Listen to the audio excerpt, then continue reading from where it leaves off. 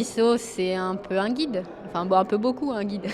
C'est quelqu'un déjà qui me connaît très bien, et qui sait comment je fonctionne aussi, qui connaît mes points un peu plus faibles et donc qui sait comment les construire ou les compenser. Donc ça, c'est une super force parce que moi-même, j'y suis parfois pas au courant parce que j'ai pas eu l'expérience pour le comprendre. Mais lui le voit et du coup, il sait où est-ce qu'il faut travailler aussi. Après, c'est quelqu'un qui connaît le concours sur le bout des doigts et donc c'est un repère par rapport à comment travailler, quelles décisions prendre, etc.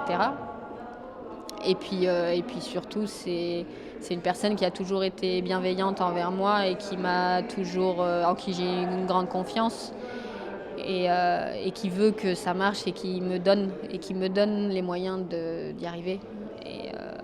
Donc j'essaye d'en faire bon usage et qu'on continue à vivre des aventures encore après. C'est-à-dire? Ah, ça, l'avenir nous le dira, hein.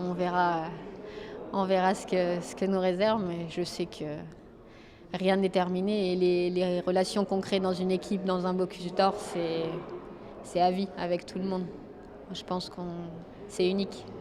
Vous avez un rêve, vous vous projetez sur l'après-Bocuse. Il y aura bien sûr encore une année un petit peu paranormale, mais vous imaginez ensuite travailler dans quel type de maison? Forcément, c'est un chef, sauf si vous avez quelque chose en tête, mais quel type de maison, quelle région, quel pays?